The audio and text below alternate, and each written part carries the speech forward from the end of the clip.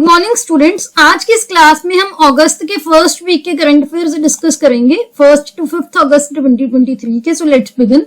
सबसे पहली न्यूज है, रिसेंटली इंडियन गवर्नमेंट ने लैपटॉप्स, टैबलेट्स, जो पीसीज होते हैं असेंबल्ड, उनके इंपोर्ट पर कुछ रिस्ट्रिक्शंस लगाई हैं। जो नई रेगुलेशंस हैं वो रिक्वायर करती हैं import licence with immediate effect. So इससे क्या होगा कि जो डेल है, एचपी, एप्पल लैपटॉप्स है, इनकी जो अवेलेबिलिटी है शॉर्ट टर्म के लिए कम हो जाएगी। लेकिन जो डोमेस्टिक सेक्टर है, जो इंडिया का जो मैन्युफैक्चरिंग है, इंडिया जो डोमेस्टिक लेवल पर है, उसमें नेचुरली बूस्ट होगा। और कुछ डिवाइसेस हैं उनको एग्जम्पशन भी दी गई है। फाइनेंशियल ईयर 2022 और 23 की बात करें, गवर्नमेंट डेटा के अकॉर्डिंग इंडिया ने लगभग $9500 मिलियन के लैपटॉप्स चाइना और हांगकांग से जो है इंपोर्ट किए हैं। तो जो यूनियन गवर्नमेंट है, इन्होंने सभी टाइप्स के जो laptop, tablet, all in one and small factor PCs हैं, जिनके इंपोर्ट के लिए और सेल के लिए लाइसेंस चाहिए, उन पर रिस्ट्रिक्शंस लगाई हैं। इससे क्या होगा, शॉर्ट टर्म जो लैपटॉप अवेलेबिलिटी है वो तो नेचुरली इम्पैक्ट करेगी। कोई भी चीज का अगर एकदम से इंपोर्ट कम कर दिया जाएगा तो उसकी अवेलेबिलिटी तो कम होगी ही होगी। इसके बारे में, इसके जो इस नोटिफिकेशन के बाद जो अवेलेबिलिटी है, इंपोर्ट जो प्रोडक्ट्स इंपोर्ट हो रहे हैं और जो वहां पर भी इंडिया में सेल हो रहे हैं, उनके लिए जो एक आप बोल सकते हैं इंपोर्ट के लिए, इंडिविजुअल प्रोडक्ट्स के लिए जो एक क्लियर मिलता है वहां से इंपोर्ट के टाइम कस्टम्स से, वहां पर हो सकता है कुछ टाइम देखने को मिल जाए। ये जो रिस्ट्रिक्शंस हैं ये बैगेज रूल्स के अंडर नहीं लगाई जाती। बैगेज रूल्स क्या है, ये कमर्शियल लेवल पर है। सपोज कोई भी इंसान, मान लो यूएसए, कनाडा से कोई आ रहा है, और बहुत कॉमनली आपको पता होगा इंडिया में लोग यूएस, कनाडा से आईफोन्स लेके आते हैं। तो जो रूल्स पहले इंप्लीमेंट थे उन पे वही रूल्स लगेंगे। जो ट्रैवलर्स होंगे वो उन्हीं रूल्स के अंडर काम करेंगे। जितने उनको आईफोन या कोई भी प्रोडक्ट, कोई ये लैपटॉप वगैरह जो भी वो पहले लेके आ सकते थे, वो अभी भी उनपे वैसे ही इंप्लीमेंटेड है। इस नोटिफिकेशन के बाद उनपे कोई भी चेंजेस नहीं इंप्लीमेंट हो गए, तो आपको ये ध्यान रखना है। आगे बात करते हैं ग्रेट निकोबार प्रोजेक्ट की। सो आपको पता होगा कि अप्रैल में एनजीटी के एक चैलेंज एनजीटी में एक चैलेंज हुआ था कि जो ग्रेट निकोबार प्रोजेक्ट है उसको बनाने के लिए बहुत सारे पेड़ काटे जा रहे हैं। सो ये सेंट्रल गवर्नमेंट का काफी एम्बिशियस प्रोजेक्ट है, जिसमें 72,000 करोड़ की जो ये प्रोजेक्ट है, जिसमें लगभग माना जा रहा है कि 9 लाख से भी ज्यादा पेड़ जो है काटे जाएंगे। हो सकता है इसमें कम, लेकिन इस पे इन्वेस्टिगेशन चल रही है। ये जो ग्रेट निकोबार प्रोजेक्ट है, इसमें ट्रांसशिपमेंट पोर्ट बनेगा, इंटरनेशनल एयरपोर्ट बनेगा, एक टाउनशिप बनेगा, MVA gas and solar based power plant बनेगा ग्रेट निकोबार आइलैंड्स में। तो ये सभी हैं, लेकिन इस पे अभी डिटेल्स है वो आएंगी कि क्या है, जो भी कमेटी इसकी अपनी वर्डिक्ट देगी। ग्रेट निकोबार के अगर प्रोजेक्ट की बात करें, बहुत ही मेगा प्रोजेक्ट है जो कि अंडमान निकोबार के सदर्न एंड पर ये इंप्लीमेंट होगा। इसमें इंटरनेशनल कंटेनर ट्रांसशिपमेंट टर्मिनल है, ग्रीनफील्ड इंटरनेशनल एयरपोर्ट है, टाउनशिप डेवलपमेंट है, ये सभी चीजें इंक्लूडेड हैं।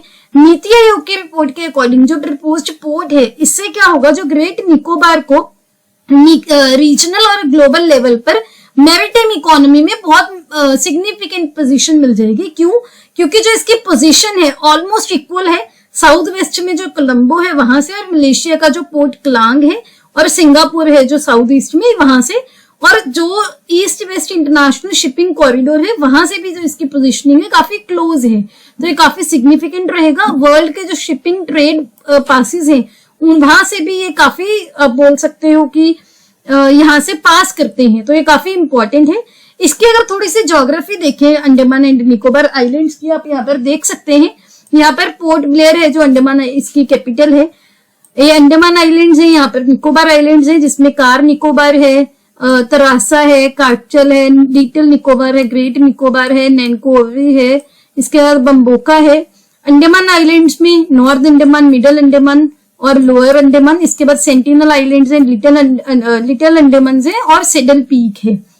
यहाँ पर आप देख सकते हैं 11 डिग्री, ये यहाँ पर हॉरिजॉन्टल 11 डिग्री जो नॉर्थ ये लाइन जा रही है जो लैटिट्यूड है। इस यहाँ पर 72 डिग्री ईस्ट वाली जो है वो भी आपको दिख रही है।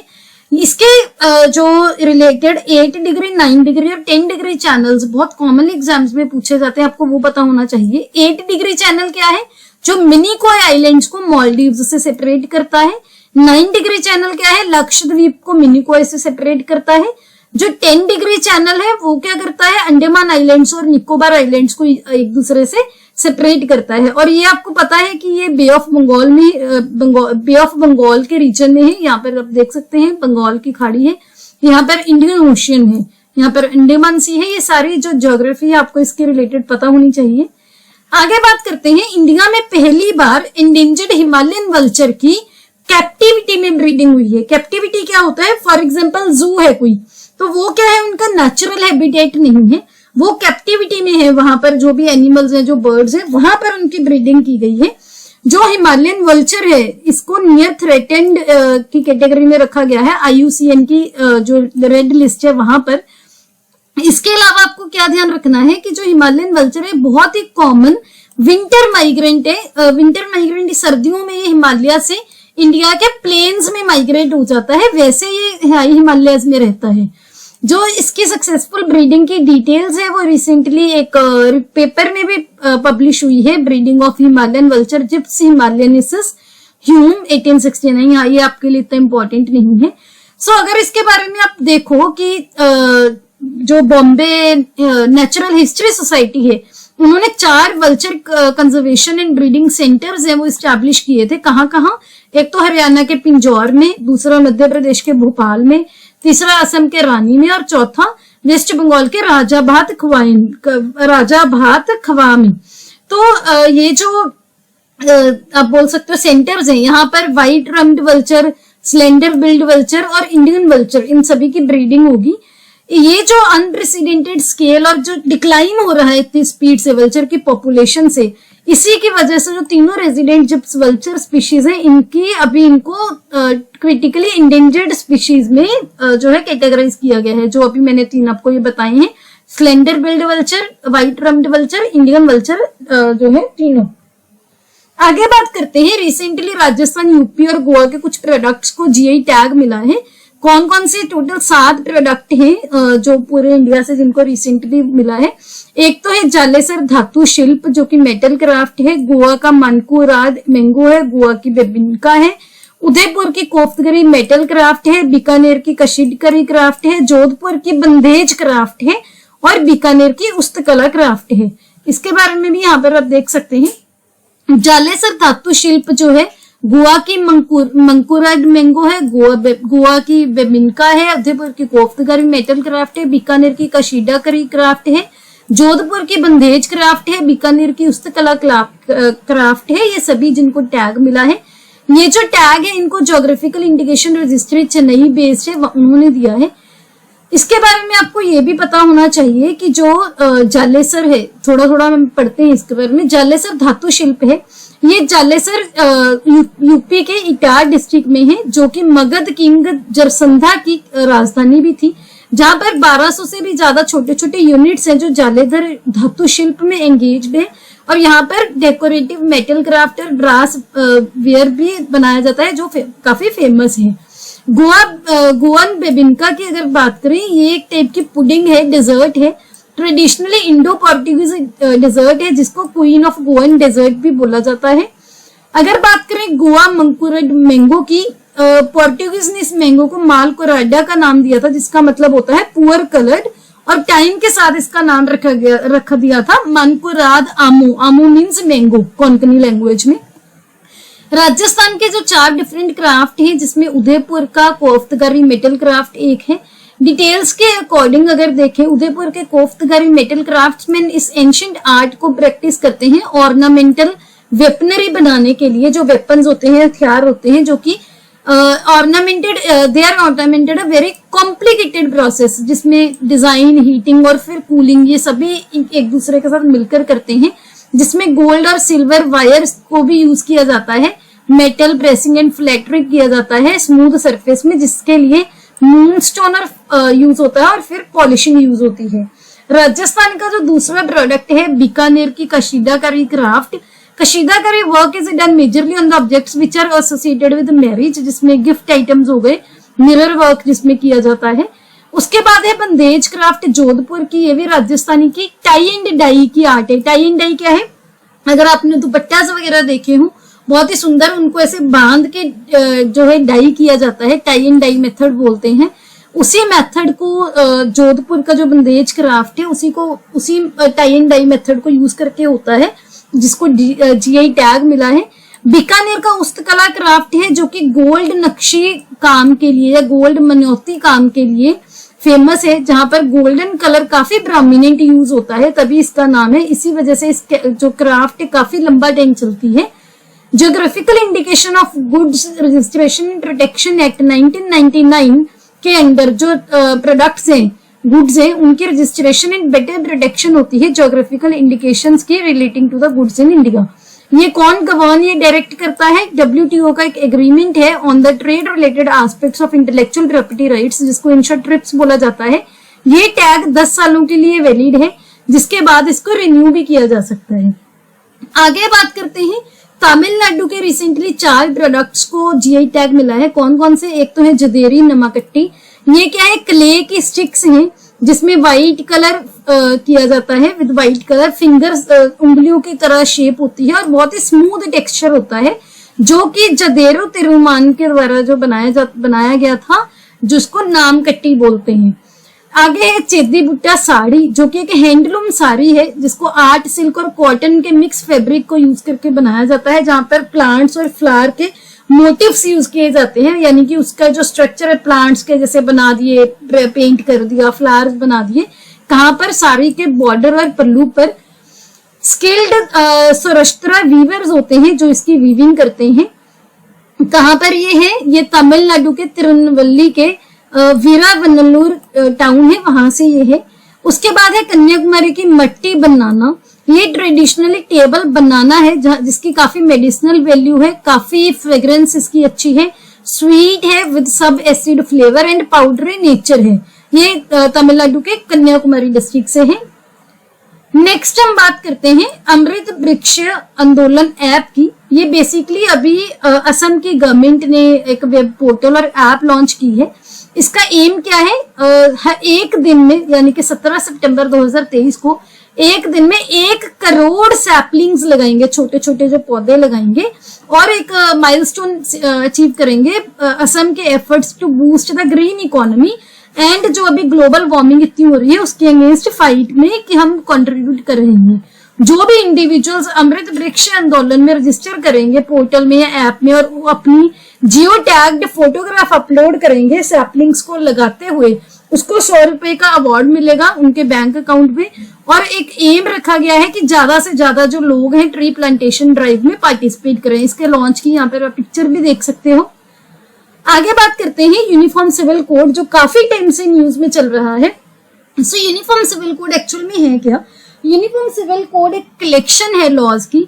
आपको पता होगा कि हमारे देश में जैसे कोई हिंदू है, मुस्लिम है, सिख है, कोई क्रिश्चियन है, बुद्धिस्ट है, सभी के जो पर्सनल जो है मैटर्स हैं, जैसे मैरिज, डिवोर्स, अडॉप्शन, सभी के लिए अलग अलग लॉज हैं सभी रिलीजन्स के लिए।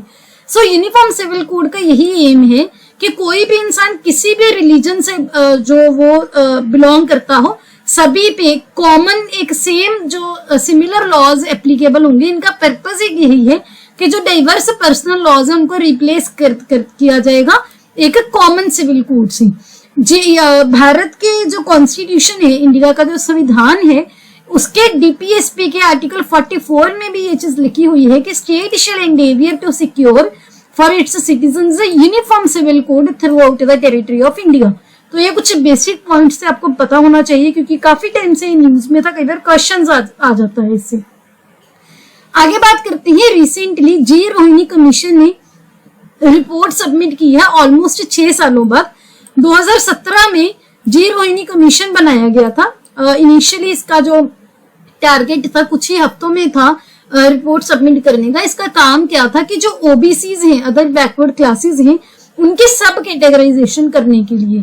सो जो जस्टिस जी रोहिणी कमीशन है, उन्होंने recently ministry of social justice and empowerment को रिपोर्ट सबमिट करते हुए बोला है, बेसिकली इसमें क्या है कि जो ओबीसीज हैं रिजर्वेशन के लिए, उनको कमीशन ने बोला है कि आप अलग अलग जैसे ग्रुप्स बना दो, जो डोमिनेंट है, जो टॉप अपर क्लास है, उनको कम हिस्सा दो रिजर्वेशन में, और जो अंडर प्रिविलेज्ड है, जो सोशली बैकवर्ड है, जिनको जरूरत है अभी डेवलपमेंट की, उनको जो रिजर्वेशन अभी टोटल 27% है ओबीसी की, मेजर पोर्शन उनको दिया जाए। जो जस्टिस जी रोहिणी है, ये फॉर्मर दिल्ली हाई कोर्ट की चीफ जस्टिस थी, तो आपको ये ध्यान रखना है। कमीशन किसके बारे में था, कई बार डायरेक्टली पूछ लिया जाता है, तो आपको पता होना चाहिए। आगे बात करते हैं, रिसेंटली इंडिया ने अनाउंस किया है कि वो वर्ल्ड कॉफी कॉन्फ्रेंस एक होस्ट करेंगे, जो कि इंटरनेशनल कॉफी ऑर्गेनाइजेशन ऑर्गेनाइज करेगी। कहां पर? बेंगलुरु में। ये वर्ल्ड कॉफी कॉन्फ्रेंस का इन टोटल 5th एडिशन होगा। जो इंटरनेशनल कॉफी ऑर्गेनाइजेशन है, ये चीफ इंटरगवर्नमेंटल ऑर्गेनाइजेशन की तरह सर्व करती है, जिसका काम क्या है, कॉफी की ट्रेड को और कोलैबोरेशन को, कॉफी प्रोड्यूसिंग और कंज्यूमिंग देशों में कोलैबोरेशन को एडवांस करना। थीम क्या होगा इस बार का? Sustainability through circular economy and regenerative agriculture. यहाँ पर आप देख भी सकते हैं, मेंशन भी किया हुआ मैंने। तो अगर आपको क्वेश्चन आता है कि इस बार वर्ल्ड कॉफी कॉन्फ्रेंस कहां पर हो रही है, इंडिया में, और इंडिया में आगे कहां पर, कर्नाटका के बेंगलुरु में। आगे बात करते हैं इंडिया के पहले international athletic union Aegis federation life insurance 50 kilometre world championship के बारे में, जो कि इस बार हैदराबाद होस्ट करेगा 5 नवंबर 2023 को। इस कंपटीशन में 4 कैटेगरीज होंगी, एक तो मेन एंड वुमेन, इंडिविजुअल और टीम इवेंट्स होंगे, मास्टर सेगमेंट भी होंगे। ये इवेंट में 3 और भी रन होंगी। कौन कौन से? 21.1 हाफ मैराथन, 10,000 मैराथन, 5,000 रन, जो कि एनईबी स्पोर्ट्स जो है वो ऑर्गेनाइज करेंगे। कौन कौन पार्टिसिपेट करेगा? USA, Germany, Japan, Chinese Taipei, New Zealand, Australia, great Britain, India और कुछ और देश के भी अल्ट्रा रनर्स हैं, टॉप अल्ट्रा रनर्स, वो इसमें पार्टिसिपेट करेंगे। यहाँ पर जब इसकी अनाउंसमेंट हुई है, उसकी पिक्चर भी आप देख सकते हो। सो कहां पर हो रही है? हैदराबाद में। आगे बात करते हैं, रिसेंटली आईएमडी ने एक स्टेटमेंट दी है कि जो एलनिनो इफेक्ट है, ये मॉनसून के सेकेंड हाफ में रेनफॉल को इंडिया में सप्रेस कर देगा, कम कर देगा। सो एलनिनो क्या है? एलनिनो एक क्लाइमेट पैटर्न है जो कि इस फीचर को, एक प्रोसेस को डिस्क्राइब करता है जब अनयूजुअल यानी कि अनकॉमन वार्मिंग होती है, गर्म होता है सरफेस का पानी। कहां पर? ईस्टर्न ट्रॉपिकल पैसिफिक ओशियन में। तो ये आपको ध्यान रखना है, कौन से रीजन में? ईस्टर्न ट्रॉपिकल पैसिफिक ओशियन में वार्मिंग होती है, गर्म टेम्परेचर बढ़ता है सरफेस वाटर्स का। नॉर्मली क्या होता है नॉर्मल सिचुएशंस में कि जो स्ट्रॉन्ग ट्रेड विंड्स होती हैं वो वेस्टर्न डायरेक्शन में ब्लो करती हैं। कहां पर? ट्रॉपिकल पैसिफिक में, जो कि पैसिफिक ओशियन का रीजन है, जो कि ट्रॉपिक ऑफ कैंसर और ट्रॉपिक ऑफ कैप्रिकॉर्न के बीच में जो रीजन लाई करता है, वहां पर वेस्टर्न विंड्स चलती हैं। एल नीनो ओशियन टेम्परेचर को भी इम्पैक्ट करता है, ओशियन करंट्स की स्पीड और स्ट्रेंथ को भी इफेक्ट करता है, कोस्टल फिशरीज के हेल्थ को भी करता है।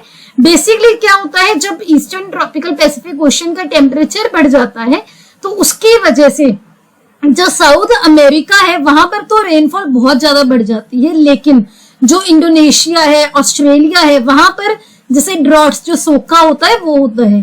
तो साउथ अमेरिका में तो फ्लड्स टाइप सिचुएशन हो जाती है, और इंडोनेशिया, ऑस्ट्रेलिया, इधर क्या है, ड्रॉट्स वाली सिचुएशन हो जाती है। और भारत पे अगर इम्पैक्ट की बात करें तो भारत में भी एल नीनो के इफेक्ट की वजह से जो मॉनसून की रेनफॉल है वो कम होती है। तो आपको ये पॉइंट्स बेसिक पता होना चाहिए। इसके अलावा आप अपनी ज्योग्राफी की वीडियो बुक्स में ला नीना, एनसो ये सभी पढ़ते हो तो वो आपको तो पढ़ने ही है, ये न्यूज में था इसलिए मैंने आपको यहाँ पर बता दिया। आगे बात करते हैं, रिसेंटली गवर्नमेंट के डेटा के अकॉर्डिंग इंडिया में जो स्मार्टफोन्स बनते हैं वो जो एक्सपोर्ट होते हैं, सबसे ज्यादा कहां पर एक्सपोर्ट होते हैं, यूएसए में। तो यूएस क्या है, बिगेस्ट एक्सपोर्ट मार्केट है किसके लिए, इंडिया मेड स्मार्टफोन्स के लिए। सिंपल क्वेश्चन आ जाएगा कि इंडिया में जो इंडिया मेड स्मार्टफोन्स है उनका एक्सपोर्ट कहां पर होता है, बिगेस्ट एक्सपोर्ट मार्केट कौन है, तो आंसर है यूएसए। तो आपको ये ध्यान रखना है। सेकंड नंबर पर है यूएई, यूनाइटेड अरब एमिरेट्स, इसके बाद है नीदरलैंड्स, फिर है यूनाइटेड किंगडम, इटली और चेक रिपब्लिक। तो आपको ये सभी ध्यान रखने हैं। आगे हम बात करते हैं, महाराष्ट्र की गवर्नमेंट ने डिसाइड किया है कि वो फर्स्ट उद्योग रत्न अवार्ड देंगे किनको, जो टाटा सन्स के चेयरमैन है रतन टाटा जी। ये अवार्ड स्टेट का हाईएस्ट ऑनर होगा, जो कि ऐसे इंडिविजुअल्स को दिया जाएगा जिन्होंने महाराष्ट्र की गवर्नमेंट, महाराष्ट्र में या इन जनरल भी काफी कंट्रीब्यूशन किया है। तो रतन टाटा जी इस अवार्ड के पहले रेसिपिएंट होंगे, जिनकी यहाँ पर पिक्चर भी देख सकते हैं, आपको ध्यान रखना है। नेक्स्ट हम बात करते हैं, रिसेंटली अमेजॉन इंडिया ने अनाउंस किया है कि वो डल लेक में पहला फ्लोटिंग स्टोर एक ओपन करेंगे, जिसका जो किसका पार्ट है, उनका लास्ट पॉइंट डिलीवरी प्रोग्राम है आई हैव स्पेस, उसका पार्ट है। ये जो स्टोर है हाउस बोट में खोला जाएगा और ये श्रीनगर के लोगों को डिलीवरीज जो अमेजॉन के थ्रू जो भी आप शॉपिंग करोगे उसकी डिलीवरीज प्रोवाइड करेगा। नेक्स्ट हम बात करते हैं, रिसेंटली अखिल भारतीय शिक्षा समागम 2023 की इनॉग्रल सेरेमनी में हमारे union minister of education Dharmendra Pradhan ji ने एक लोगो और स्लोगन अनवील किया है, जन जन साक्षर, और एक मोबाइल एप्लीकेशन किसकी, उल्लास की। उल्लास की क्या फुल फॉर्म है, understanding life long learning for all in society. ये जो इसका एम क्या होगा, फंक्शनल लिटरेसी को प्रमोट करना, वोकेशनल स्किल्स को प्रमोट करना, बहुत सारी लाइफ स्किल्स होंगी, जैसे लीगल लिटरेसी हो गई, डिजिटल लिटरेसी हो गई, सिटीजन्स को एम्पावर करना कि वो हमारे नेशन बिल्डिंग में हिस्सा ले सके, इन्वॉल्व हो सके। आगे बात करते हैं, हमारे ऑनरेबल प्रेसिडेंट ऑफ इंडिया ने रिसेंटली अन्वेषा और उत्कर्ष फेस्टिवल है भोपाल में, वो इनॉग्रेट किए हैं, तो न्यूज में था, आपको पता होना चाहिए। हमारे प्रेसिडेंट द्रौपदी मुर्मू जी ने रिसेंटली नेशनल फेस्टिवल है जो इंडिया के फोक एंड ट्राइबल एक्सप्रेशंस उत्कर्ष और इंटरनेशनल लिटरेचर फेस्टिवल है उन्मेष, ये भोपाल में इनॉग्रेट किए हैं। वहां का जो कल्चर मिनिस्टर है वो भी जो मध्य प्रदेश के कल्चर डिपार्टमेंट है वहां, और संगीत नाटक अकेडमी, साहित्य अकेडमी, मिनिस्ट्री ऑफ कल्चर, ये सभी ऑर्गेनाइज कर रही हैं ये इवेंट 3 से 5 अगस्त में। ये जो फेस्टिवल है उन्मेष, ये इंटरनेशनल लिटरेचर फेस्टिवल है जो कि एशिया का सबसे बड़ा लिटरेरी कन्वेंशन है। तो अगर आपको क्वेश्चन आ जाए कि उत्कर्ष और उन्मेष दो टर्म्स न्यूज में थी, ये क्या है, तो आपको पता होना चाहिए कि ये उत्कर्ष क्या है, इंडिया का फोक और ट्राइबल एक फेस्टिवल है, उन्मेष क्या है, लिटरेचर फेस्टिवल है। आगे बात करते हैं, recently ministry of social justice and empowerment ने नेशनल एक्शन प्लान लॉन्च किया है ड्रग डिमांड रिडक्शन के लिए, ड्रग्स के यूसेज को कम करने के लिए। आपको पता होगा कि आजकल यूथ ड्रग्स से काफी एडिक्टेड है। इसका ऑब्जेक्टिव यही है कि मासेस के पास पहुंचा जाए, अवेयरनेस पहुंचाई जाए लोगों में कि जो भी हायर एजुकेशनल इंस्टीट्यूशंस हैं, यूनिवर्सिटी कैंपस हैं, स्कूल्स हैं, सभी के पास पहुंचकर जो वहां पर लोग हैं उनकी काउंसलिंग की जाए, ट्रीटमेंट फैसिलिटीज में काउंसलिंग की जाए, कैपेसिटी बिल्डिंग प्रोग्राम्स किए जाए। इससे क्या होगा कि लोगों में ड्रग्स के एडिक्शन को कम किया जाएगा, ड्रग्स की जो डिमांड है उसको कम किया जाएगा।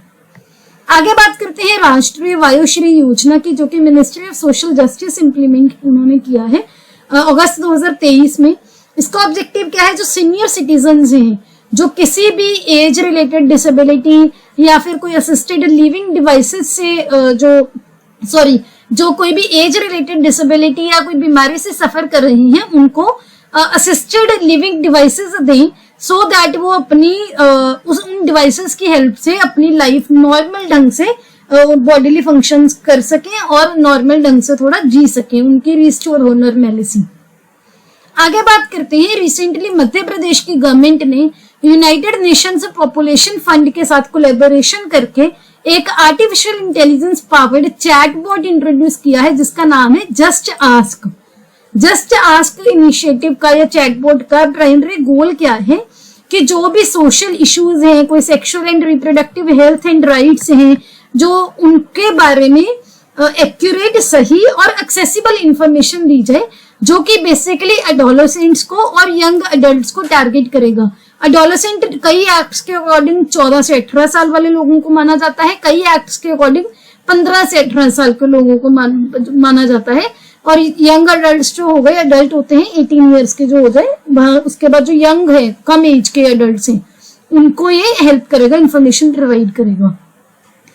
नेक्स्ट हम बात करते हैं, यूनेस्को ने 2023 के अपनी global education monitoring report publish की है जिसका टाइटल है technology in education a tool on whose terms, जो कि वर्ल्ड वाइड एक बैन को सपोर्ट करेगा, किस पे, स्मार्टफोन्स में, कि जो स्कूल्स हैं वहां पर स्मार्टफोन्स को बैन किया जाए।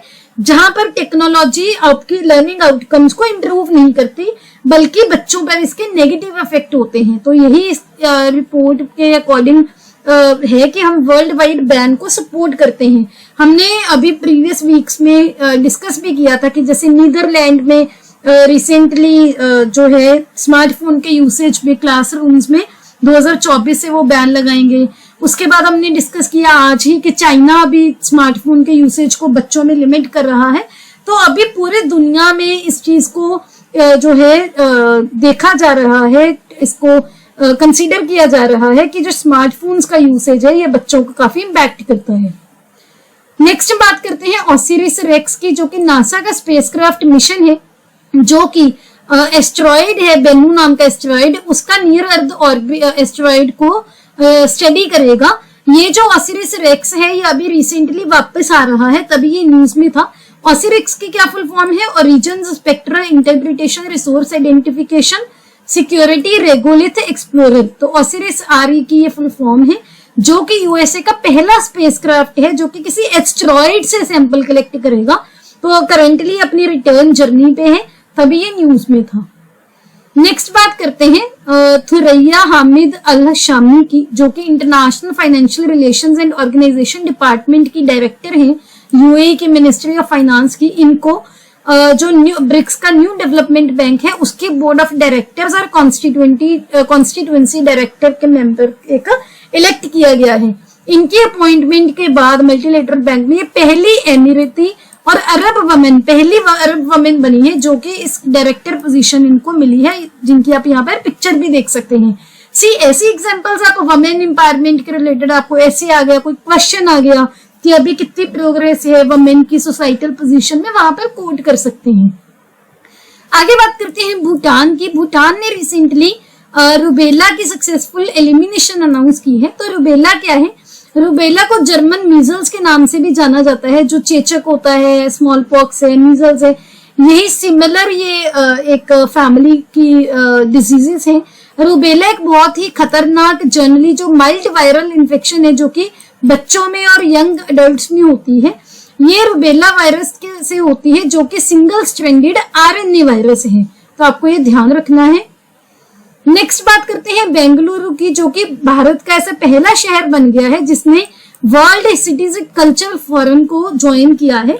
वर्ल्ड सिटीज कल्चर फोरम एक ग्लोबल नेटवर्क है ऑलमोस्ट 40 देशों का, जो कि पॉलिसी मेकर्स को एक प्लेटफॉर्म देता है जहां पर जो भी इसके मेंबर सिटीज हैं उनके जो पॉलिसी मेकर्स है एक जगह आकर अपनी रिसर्च इंटेलिजेंस अपनी शेयर करें और अपने जो फ्यूचर प्रॉस्पेरिटी को, जो कल्चर का क्या रोल है उसको एक्सप्लोर करें।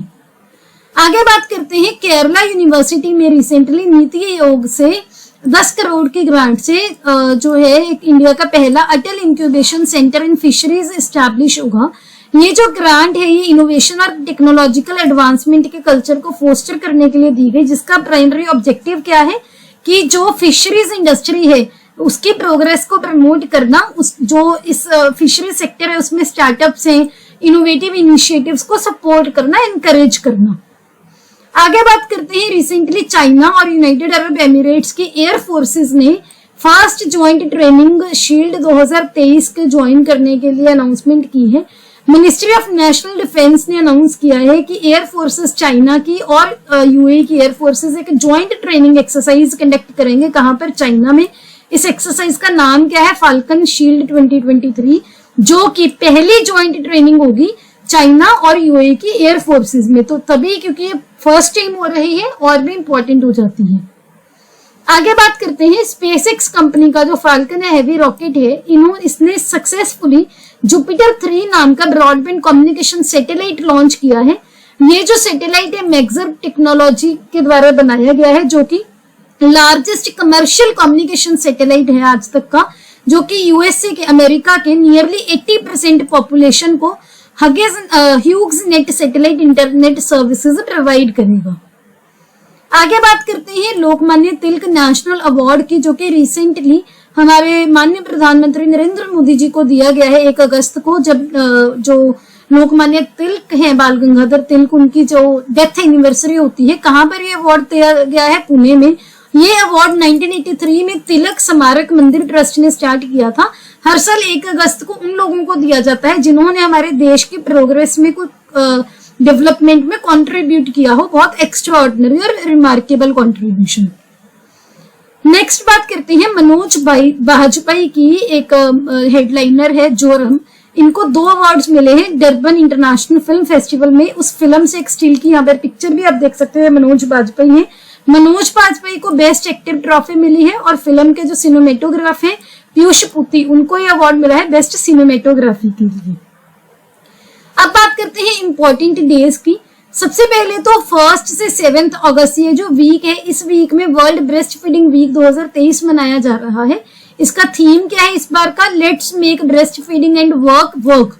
एक्चुअल में जब वर्ल्ड ब्रेस्ट फीडिंग वीक है, ये कैंपेन है जो कि WHO, UNICEF, ministry of health, civil society partner ये सभी सपोर्ट करते हैं, जिसका एम क्या है? बच्चे की हेल्थ और सर्वाइवल को इम्प्रूव करना थ्रू द ब्रेस्ट फीडिंग। जो माँ का दूध होता है उसको ये प्रमोट करते हैं कि जो बच्चे हैं उनको ब्रेस्ट फीड करवाया जाए।